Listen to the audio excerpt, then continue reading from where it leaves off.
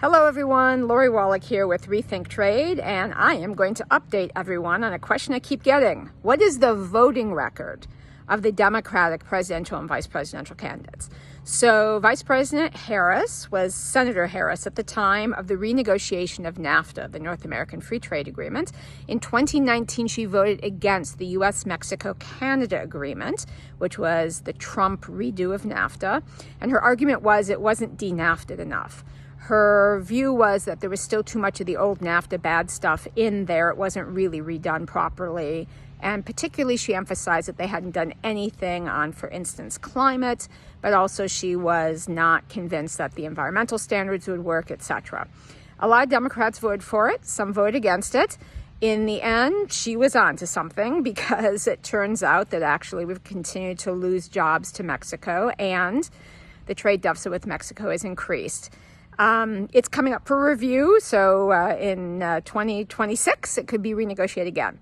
She did not have any other major trade votes while she was in the Senate. However, she did, as a Senate candidate in 2015 in a debate, sort of famously, actually in other places too, say she would have opposed TPP, the Trans-Pacific Partnership that was coming to a head that year. She wasn't in the Senate until 2016. 2015 was that big vote, but she said she would have opposed TPP and also said she opposed the original NAFTA.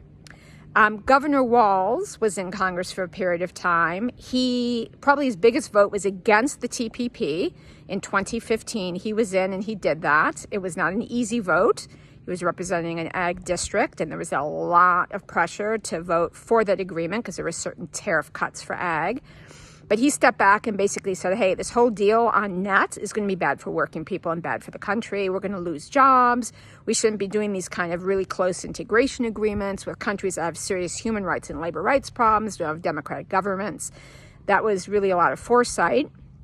That agreement would have been sort of a backdoor also for subsidized imports from China. So he voted no. It was, a tough vote for a lot of Democrats because President Obama was pushing it, but he voted no. He also had the chance, which was the right vote, if you ask me. I worked very hard for opposing that.